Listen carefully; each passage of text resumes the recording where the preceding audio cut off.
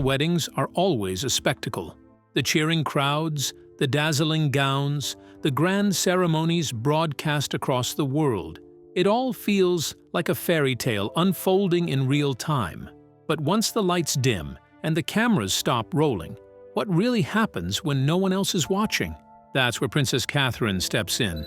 She recently gave a rare glimpse into what unfolds behind the scenes on royal wedding nights, and what she shared is far more intriguing than anyone ever imagined. So, what exactly did she say? And will it change the way we picture those nights forever?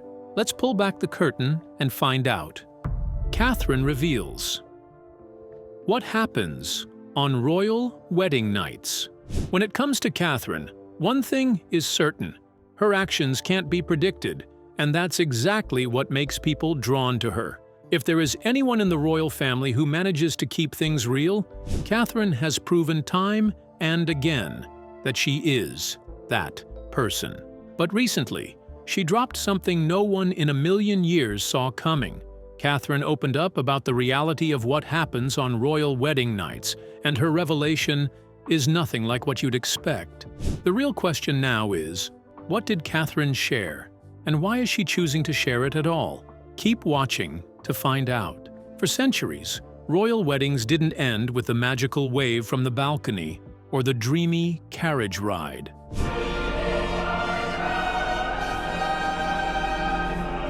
In fact, the real ceremony began once the newlyweds were escorted to their chambers. Across Europe, royal couples were subjected to what were known as bedding ceremonies. If you've watched Game of Thrones before things spiraled into blood and chaos, or seen depictions of Marie Antoinette's life on screen, you've already had a taste of this bizarre tradition. The idea was simple, but deeply invasive. Newly married royals were escorted to bed by wedding guests, surrounded by courtiers, and essentially expected to consummate their marriage with an audience close by. Privacy, in the way we imagine it, was not part of the deal. Take Marie Antoinette and Louis XVI, for instance. In the 1770s, the young couple was walked into their bedchamber by none other than the King of France himself, followed by practically the entire French court. Once in bed, though still surrounded by dozens of watchful eyes, an archbishop blessed them. Servants brought sweet wine and snacks, and then the undressing began. Only when the curtains of the bed were finally drawn did they get the thin illusion of privacy, with nothing more than fabric between themselves and the eyes of a kingdom. England wasn't exempt either. Historian Alison Weir explained that in medieval times, royal couples were put to bed by guests, toasted, and then blessed by a bishop or priest. After Henry VIII wed Catherine of Aragon, such a ceremony was staged. Historian Lucy Worsley described how Catherine was led away by ladies-in-waiting while courtiers undressed Henry in the bedchamber. The room was packed with people cheering until the very last minute. And to top it off, the next morning ladies of the bedchamber inspected the sheets to confirm whether the marriage had been consummated and an heir might already be on the horizon. It sounds unthinkable now, but that was once the reality of royal weddings. Thankfully, those traditions faded out by the end of the 17th century. Still, the question lingers. What happens today when the cameras stop rolling and the public celebrations fade into silence? In Catherine and William's case, the night before their wedding in 2011 was marked by traditions of a different kind. Like royals before them, they spent their final night as an unwed couple in separate accommodations. William, then 28, stayed at Clarence House with his brother Harry, his father Prince Charles, and the Duchess of Cornwall. The country whose title I've been so greatly privileged to bear during so much of my life and duty. Catherine, meanwhile, checked into London's five-star Goring Hotel with her parents and siblings, Pippa and James. The contrast between the old days and the modern era couldn't be clearer. Instead of being paraded into bed under the gaze of an entire court, William found himself restless, too excited to sleep.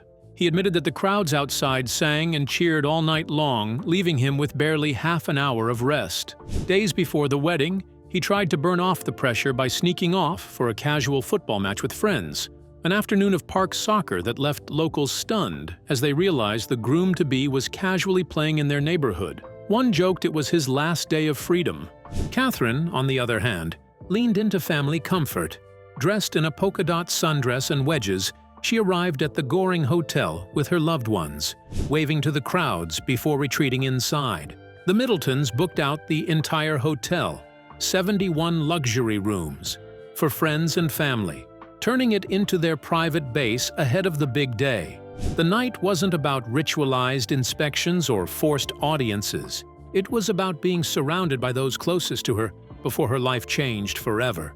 Even Prince Harry, the best man, embraced the modern royal spirit, though in his own mischievous way. Reports claimed he partied at the Goring until 3 a.m., just hours before the wedding, and even managed to injure his ankle after attempting to leave by jumping from a balcony. Not exactly the kind of scandalous tradition medieval monarchs envisioned, but memorable nonetheless. The next day, Catherine and William released a heartfelt statement, saying they were delighted that so many could celebrate what they hoped would be one of the happiest days of their lives. They admitted the affection shown to them during their engagement had been incredibly moving, and thanked the public sincerely for their kindness. And when Meghan Markle and Prince Harry's wedding rolled around years later, the tradition of spending the night apart continued. Harry stayed at Coworth Park in Ascot, an exclusive hotel with sprawling gardens and suites fit for a prince. Meghan stayed at Cliveden House Hotel with her mother, Doria Ragland, in a more private residence near the River Thames. The spectacle was public, but the intimacy was theirs. So yes, royal wedding nights are still steeped in tradition, but not the kind history books once recorded. Into which holy estate these two persons present come now to be joined. The forced rituals of the past are long gone, replaced with family gatherings, private nerves, and modern love. And in Catherine's revelation, that's the real surprise. Behind all the glitter and the global light, royal couples are not that different from anyone else. They're nervous, sleepless, and caught up in the excitement of the moment, just without the horror of an audience waiting to inspect the sheets the next morning. So what really happens on royal wedding nights? Catherine made it clear. It's not scandal, not ritual, but something far more human. And maybe that's the most intriguing revelation of all. But the royals have never been strangers to quietly bending the rules when it suited them. Even the most perfect of couples found subtle ways to rewrite tradition. Times royals broke royal wedding traditions. When it comes to Prince William and Catherine, the world sees them as the ultimate rule followers. They rarely engage in public displays of affection. They stick to the Queen's fashion rules, and they carry themselves like the perfect royals. But on their wedding night, they quietly broke with tradition. Instead of leaving for their honeymoon right away, as countless royal couples before them had done, they spent their first night as husband and wife at Buckingham Palace. In the grand scheme of royal scandals, this one was mild. But it mattered because it showed that William and Catherine were carving out their own path, even in small ways. That if either of you know any impediment, why ye may not be lawfully joined together in matrimony. The reason for breaking the tradition, though, was simple. Duty came first. At the time, William was still working as a search and rescue pilot, which meant he couldn't take off for a honeymoon until 10 days later. According to Express, the break from tradition wasn't about defiance, it was about responsibility. And if the Queen minded, she certainly didn't show it. After all, she opened the doors of her own home to them. Tradition has long dictated that royal newlyweds begin their honeymoon the very same day they marry. Back in 1947, Queen Elizabeth and Prince Philip spent their first night together at Broadlands, the Hampshire home of Philip's uncle.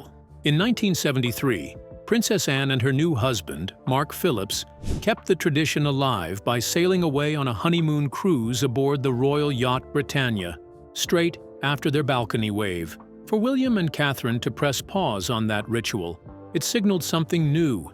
Even the most carefully choreographed royal events could bend. But they aren't the only ones who have rewritten the royal wedding playbook.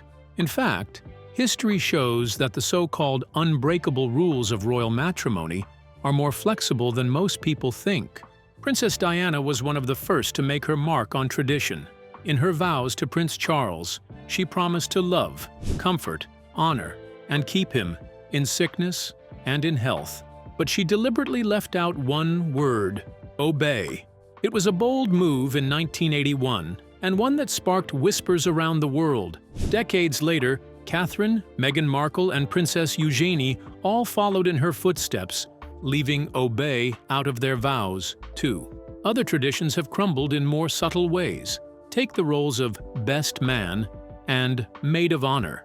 Technically, British royal weddings don't include those roles. The ceremony calls them supporters. But William wasn't about to stand at the altar without his brother. He named Prince Harry his best man in 2011, breaking with protocol. Catherine did the same, naming her sister Pippa as maid of honor.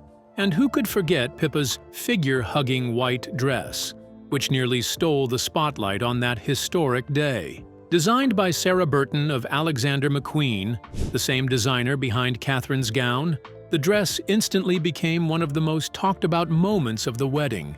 And first miracle that he wrought in Cana of Galilee, and is commended in Holy Writ to be honorable among all men. Even the cake told a story of tradition versus modern taste. William and Catherine's cake kept the old world spirit alive with fruitcake, but they added a twist. It had 8 tiers, 900 floral decorations, and sugar paste instead of the usual royal icing. Cake designer Fiona Cairns explained that Catherine wanted something classical, stylish, and imaginative, but she made it clear she didn't want the towering spectacle of previous royal cakes.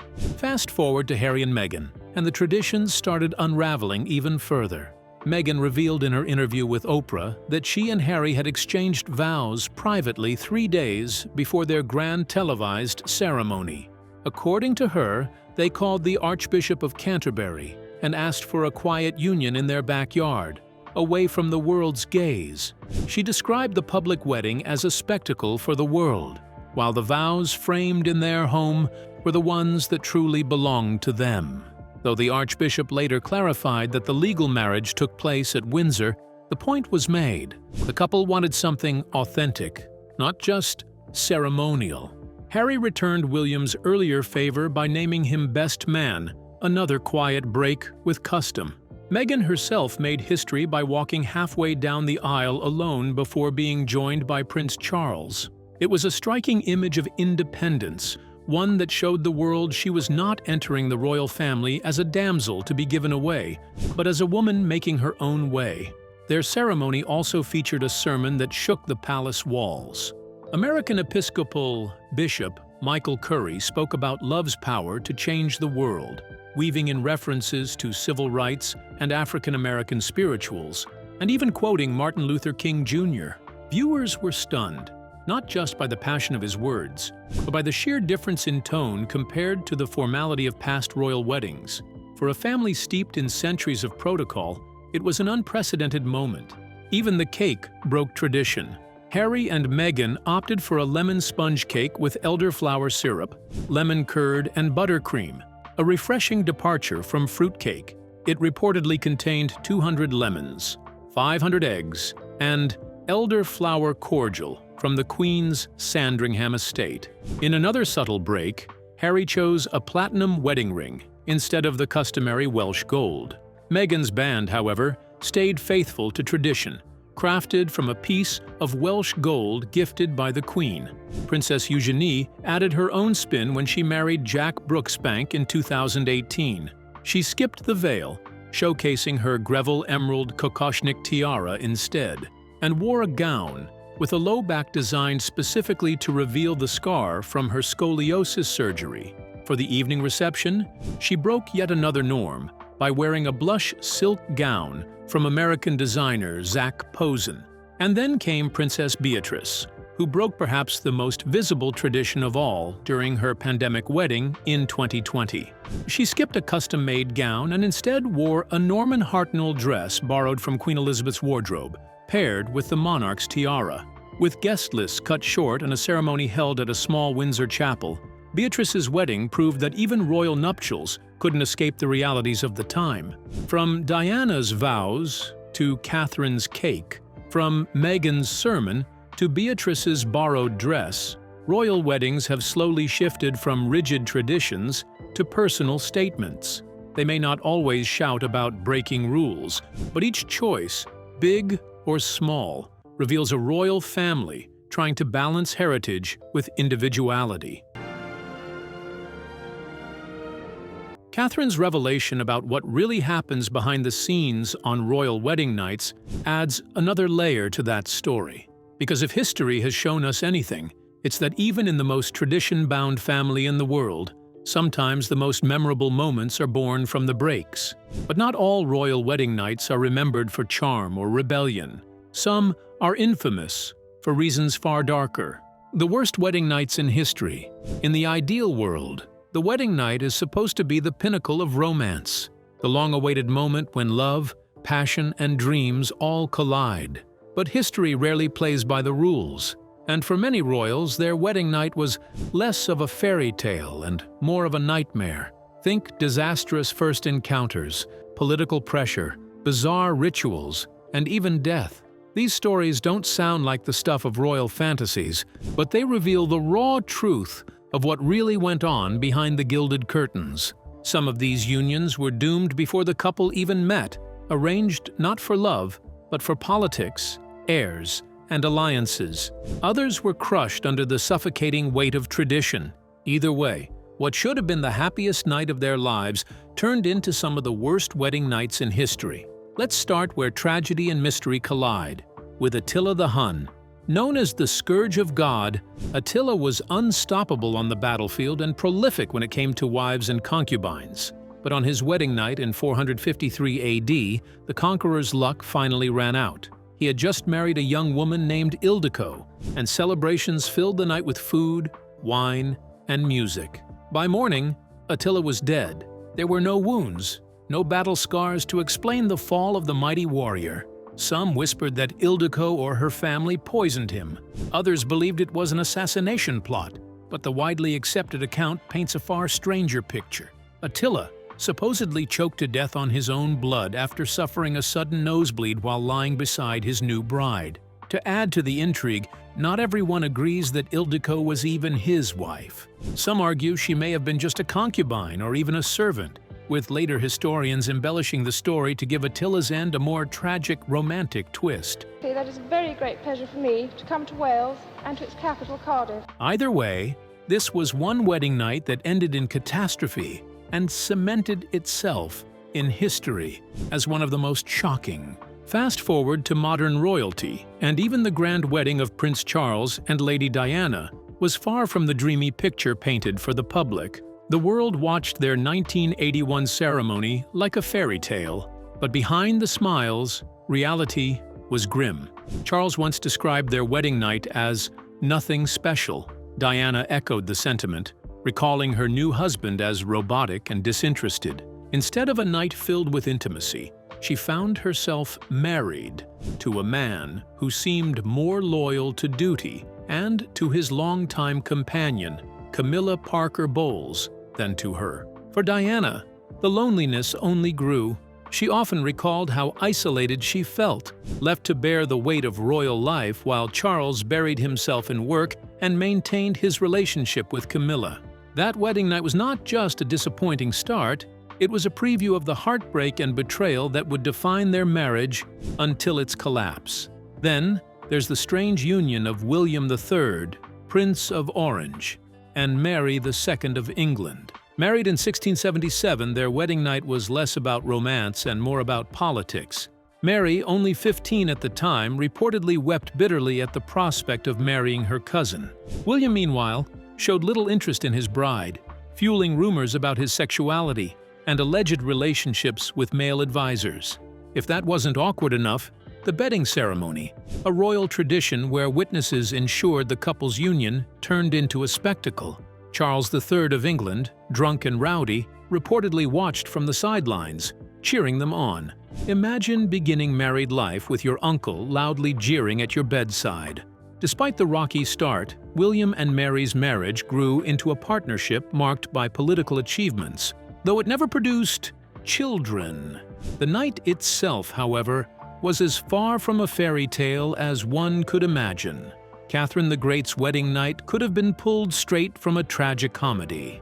Born Sophie of Anhalt-Zerbst, she married Peter, heir to the Russian throne, in 1745. From the beginning, Catherine was disillusioned. She waited hours for her new husband, only for him to stumble in drunk and collapse into bed. It didn't get better. Instead of paying attention to his brilliant, ambitious wife, Peter obsessed over toy soldiers and miniature fortresses. Some accounts even claim their marriage was never consummated. Catherine herself once implied as much, noting that her husband cared more for his wooden figurines than for her. Despite having 2 children, there were rumors that Peter was not the father. Catherine found love and loyalty elsewhere, while Peter continued to spiral into unpopularity.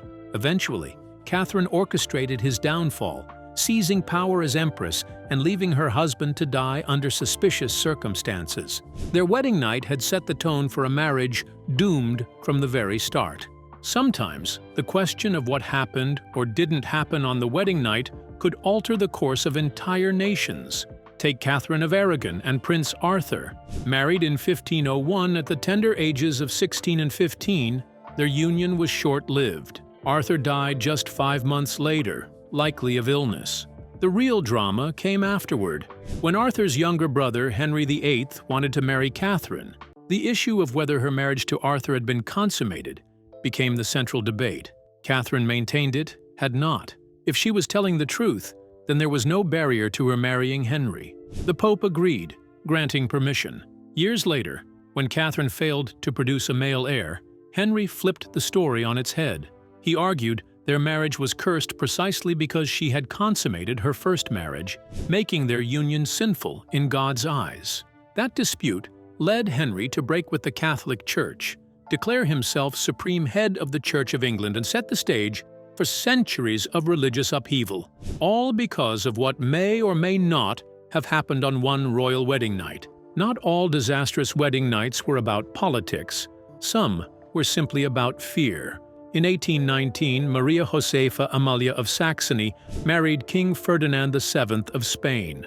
Just 16 at the time, the young queen was reportedly so terrified on her wedding night that she lost control of her body, urinating and defecating in front of her husband. Humiliated, Ferdinand refused to share a bed with her, and their marriage went unconsummated until the Pope himself intervened. He reassured Maria that intimacy within marriage was holy and sanctioned by God. Still, the marriage remained childless, and Maria died young at 25.